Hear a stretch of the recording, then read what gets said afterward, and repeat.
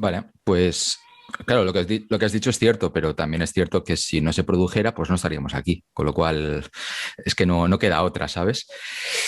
Has dicho que las evidencias son compatibles con que la existencia de un creador, o que puede apuntar a que puede haber un creador, ¿no? Eso es cierto. También puede apuntar a otras cosas, pues que, como he dicho antes, pues que esto es una simulación de ordenador, por ejemplo, o que estamos soñando, o que nos han creado unos alienígenas que a su vez han creado el universo porque vienen de otro universo. Lo que yo planteo cuando digo que soy ateo no es que yo sepa de dónde procede todo, sino que lo ignoro por completo, que no sé ni siquiera por dónde empezar. Tú has decidido empezar porque hay un creador. Yo lo que digo es una hipótesis tan avanzada la tuya que yo no me atrevo a empezar tan adelante. Voy a empezar de manera más humilde, más por el principio. Es decir, primero voy a intentar entender algunas leyes, algunas cosas que yo pueda más o menos asumir, pero ¿de dónde procede todo? Es que es una pregunta tan remota que primero tengo que haber hecho una serie de pasos para llegar a ella.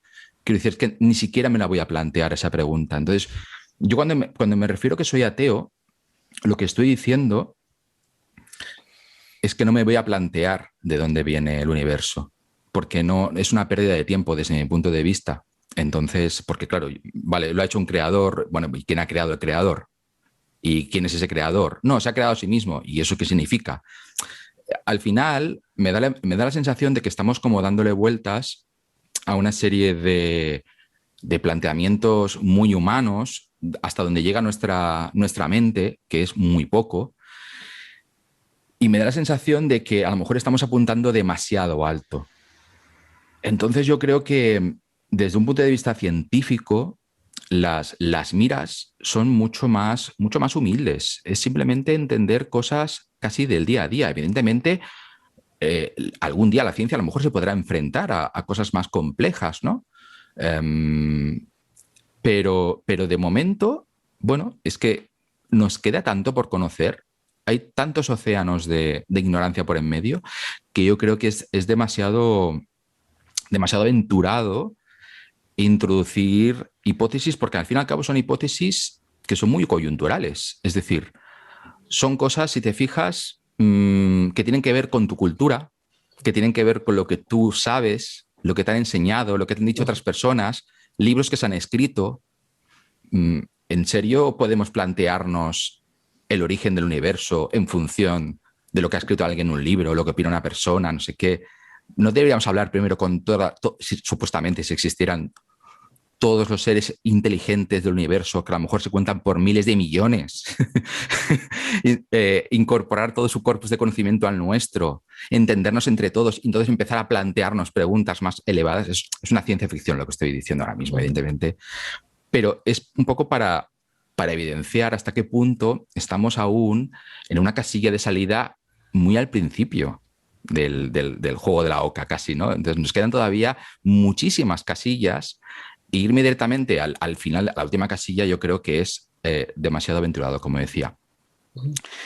Pero también quiero decir, y quiero subrayar, aunque ya lo he dicho al principio, que en la vida cotidiana yo soy una persona de fe, porque necesito abrazar creencias, porque si no la vida no tiene sentido. O sea, realmente para mí la vida, por lo que sé actualmente, no tiene ningún tipo de sentido. Yo soy un ser finito, un día voy a morir y lo máximo a lo que puedo aspirar es a intercambiar mi ADN con otra persona y que la mitad de mi ADN pues perviva en otro ser. Y a su vez esto Ujú. tampoco tiene visos de continuidad porque algún día el sol se hinchará y se tragará la tierra y todo desaparecerá. Y quiero decir que además de todo esto, todo me parece un caos absoluto que tiende a la destrucción y al fuego y a la eliminación de todo lo que conocemos, ¿no? Por lo cual al final me tengo que de alguna manera autoengañar o crear teatros o ficciones para seguir adelante. cosas que me hagan ilusión. Obviamente también inconscientemente mi cerebro está perfectamente diseñado para seguir adelante y tener una serie de deseos o aspiraciones que nada tienen que ver con el suicidio. Si fuera así, pues tendría un cerebro patológico, ¿no? Así que en ese sentido, en el día a día, yo soy una persona religiosa, obviamente. Soy una persona religiosa, soy una persona irracional, soy una persona vehemente, soy una persona que supone muchas cosas, pero como decía antes, si nos tenemos que sentar seriamente a hacer un análisis científico-filosófico de lo que somos, dónde estamos, a dónde vamos y demás, entonces tengo que detenerme un momento, salir de mi propio cuerpo e intentar ser lo más objetivo posible y darme cuenta que en el fondo, ¿qué voy a yo a responder sobre eso? Soy una pobre criatura nacida de una charca. No sé nada. Es como si ahora le preguntáramos a una hormiga, pues, ¿qué opina de la termodinámica? Pues, ¿qué va a decir la hormiga, la pobre? No tiene ni idea, ¿no? Y ya por último, siempre me gusta contar una historia que es muy tonta, es muy sencilla, que yo creo que ejemplifica muy bien lo que somos y lo que intentamos hacer y cómo yo creo no deberíamos conducirnos si verdaderamente queremos respuestas medianamente sólidas, que son los cultos cargo. Supongo que los conocerás o te sonarán, que son estos cultos que se prodigaron durante la Segunda Guerra Mundial en islas del Pacífico Sur, donde los americanos, bueno, buscaban bases en islas para establecer bases militares y de repente se encontraron con tribus prehistóricas que no habían tenido ningún tipo de contacto con la civilización, no sabían nada del primer mundo. Y de repente estas tribus prehistóricas vieron cómo aparecían una especie de pájaros de hierro del cielo que aterrizaban, bajaban unas personas vestidas de uniforme, con todo tipo de tecnologías que parecían magia, mecheros, etcétera, etcétera. ¿Qué ocurrió? Estos isleños, pues lo que dijeron es, bueno, no sabemos lo que acabamos de ver, necesitamos una respuesta, evidentemente. Bueno, pues la respuesta fácil que encontraron es que son dioses. Son unos dioses que han venido del cielo y nos han traído regalos. Y de hecho, cuando acabó la Segunda Guerra Mundial y abandonaron las islas, ellos se vieron de repente huérfanos de esos dioses y a día de hoy, incluso a día de hoy, podemos encontrar pequeños reductos de estos clanes que limpian la selva y siguen haciendo los mismos movimientos que hacían los controladores aéreos para incentivar que vuelvan a aterrizar estos aviones y traigan de nuevo regalos, ¿no? Pero ninguno de ellos dijo, oye, mira, han bajado unos seres de una especie de armatoste que vuela, no sé lo que ha pasado, vamos a investigarlo. Y de ahí vamos a llegar a las leyes de la aerodinámica y demás, y vamos a deducir todo esto poco a poco durante años y décadas hasta saber que realmente que lo que ha pasado es perfectamente comprensible y entendible, incluso lo podemos hacer nosotros. Entonces yo creo que en el fondo nosotros no somos más que cultos cargo de todo aquello que todavía no tenemos herramientas para abordar, ¿no? Sí, Y bueno, con esto esto ya... creo Sí, que adelante. puede, si no entiendo, si lo entiendo bien, creo que tu postura podría ser que a más conocimiento científico, a más progreso, avance, pues la idea de un dios o unos dioses, como pensaban esas tribus ajenos, va perdiendo sentido, ¿no? Es como que conforme avanza la ciencia, Bueno, la idea de un dios pierde yo creo que sentido. no, en el sentido de que, como he dicho, yo creo que la ciencia tampoco aspira a un conocimiento al 100%. De hecho, es anticiencia creer eso. Yo creo que la ciencia es simplemente eh, establecer grados de veracidad sobre la explicación de determinados fenómenos, ¿no? Lo suficiente al menos como para poder gestionarlos y podernos relacionarnos eh, con ellos de una manera real, ¿no? Una manera factual. La ciencia no persigue la verdad absoluta, es decir, la ciencia, creo que por lo que sabemos hoy en día es incapaz de responder a las grandes preguntas. Entonces, básicamente lo que intenta es eso, es que, bueno, pues lo que he dicho antes, a lo mejor, pues saber que haciendo esto pasa aquello y entender que si no pasa, entender por qué no ha pasado, ¿no? O eliminar, digamos, bucles, eliminar supersticiones, pensamientos mágicos que lo único que hacen es entorpecer el objetivo que estamos persiguiendo, ¿no? Un poco como las palomas de Skinner, ¿no?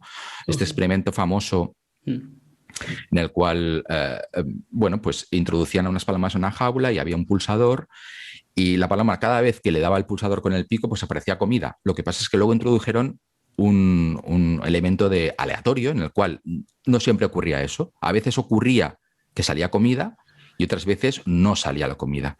Entonces la paloma, claro, incluso siendo una paloma, intentaba buscar una explicación a eso y como no sabía que había un experimento, que todo esto estaba provocado por alguien, pues introducía un elemento, un pensamiento mágico como el de los cultos cargo. Entonces ella decía, vale, pues me he dado cuenta que justo antes de picar, la vez que ha salido la comida, pues yo he dado un golpe con el ala en una pared, ¿no?